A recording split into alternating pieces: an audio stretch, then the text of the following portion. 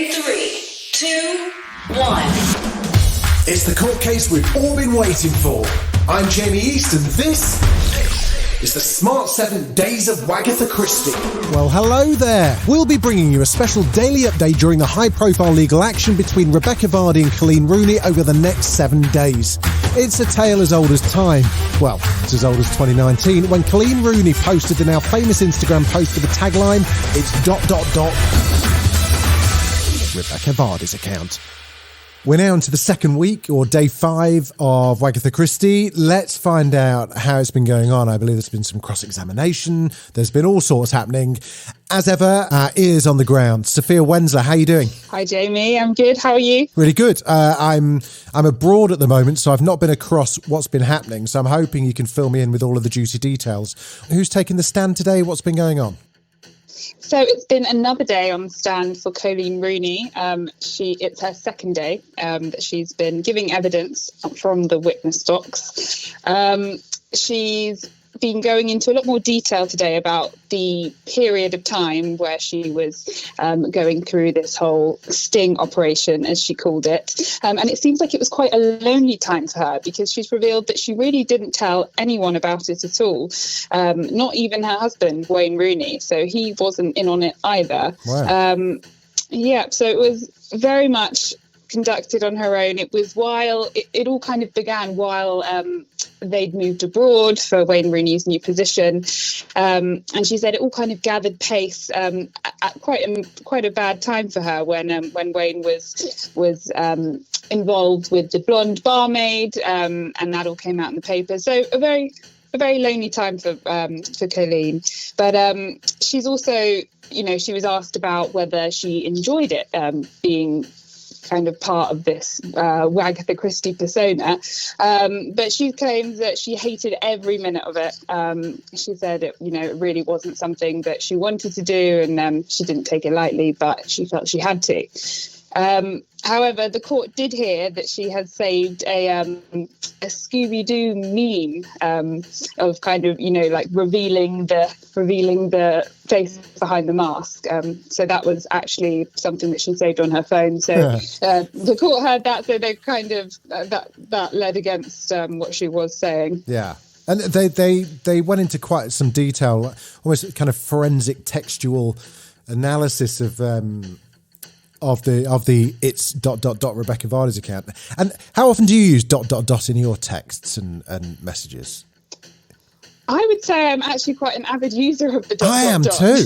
I love the ... Precisely. I mean, that's what she's come out and said that. She said, I think she was being accused of like dressing it up for dramatic effect, and the way that it was written, like they say, like an Agatha Christie kind of whodunit. But actually, I think that's not telling the whole truth. I think a lot of people use the ... as almost just it's certainly more of a general form of punctuation in texts and WhatsApps than it ever has been in the written language, hasn't it? Like in terms of, you would never have written it in an essay at school, for instance, but it's quite easy to do when we're texting people, right? It is. I think it's become part of the texting language and the landscape, and it does create a bit of emphasis. Yeah, but it's easier than writing TBC, isn't it? Which is what it means, right? Yeah, so it's not unusual, definitely not unusual to be using it. But yeah, I mean, she's been speaking a lot today. She's also discussed, calling the WhatsApp messages between Rebecca Vardy and her former agent Evil, and accusing Rebecca Vardy of almost kind of stalking her. So quite a lot of strong language used today by Colleen. The angle that both sides are taking are fascinating to me. We'll go into that a bit more after the break. Welcome back. That seems to be their attack, not their attack, but their tactic is really to focus on Vardy as almost being on the sidelines of Wagdom and kind of on the outside looking in, and I guess being a little bit jealous and needy of Colleen Rooney. Yes, I mean, some have compared it almost to a Mean Girls style attitude, in the sense of, saying Colleen was saying that Rebecca really tried hard to be friends with her, and that's why she kind of distrusted her, which is, I think some would say, maybe, not the kindest approach to it, which has led people to maybe side a little bit more with Rebecca Vardy when they hear things like that.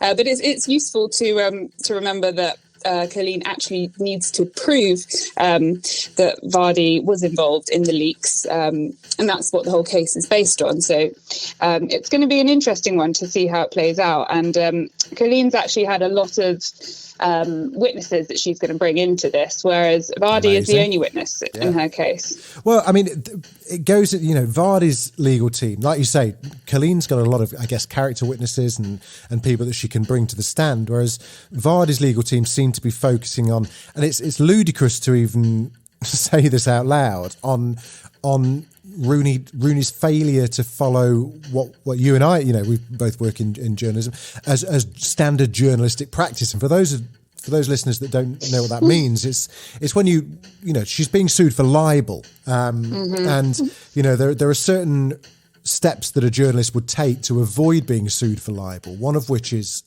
asking, the person you're writing about, giving them a right to reply, which is, in newspapers, is where you always see at the end of an article, the Sun have reached out to such and such representatives for comment. That's the kind of disclaimer. I mean, it's just kind of crazy to think that Rooney would have even gone that far. I think they're dressing it up as being a slightly more professional job than it actually was. But she turned around and said, she says, I know it sounds tough, but at the time, even if she'd confronted her, she wouldn't tell the truth. That feels quite a human response to a pretty daft legal question. There's no way that even if Colleen Rooney had gone through media lawyers and they said, well, you need to offer Vardy a right to reply, there's no saying that Vardy would have countered with the same legal response and gone, well, thank you very much for my right to reply. I would like to add this footnote to your Instagram post. That's not how the world works, and certainly, I imagine, not how wags work. No, exactly. I think if you're already in that position where you think this is happening, you're probably not going to ask the person who you think is the perpetrator. So I can see where Colleen was coming from with that. I think she said she actually didn't believe a word that was coming out of Rebecca Vardy's mouth at the time. So she didn't really want to go and ask her about it. But what's coming up is interesting. We'll have Wayne Rooney actually taking to the stand this week. Amazing.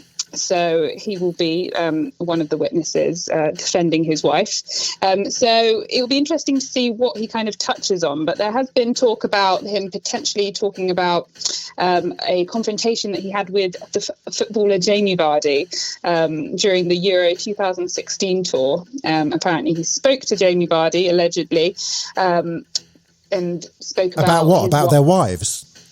Well, it was about Rebecca Vardy's column in The Sun. He apparently said to... the column that she has denied having anything to do with it. Yes, yeah. He said that it would be a distraction from the Euro 2016 tour if she were to write such a column. So potentially we'll hear him talking about that, but we will have to wait and see.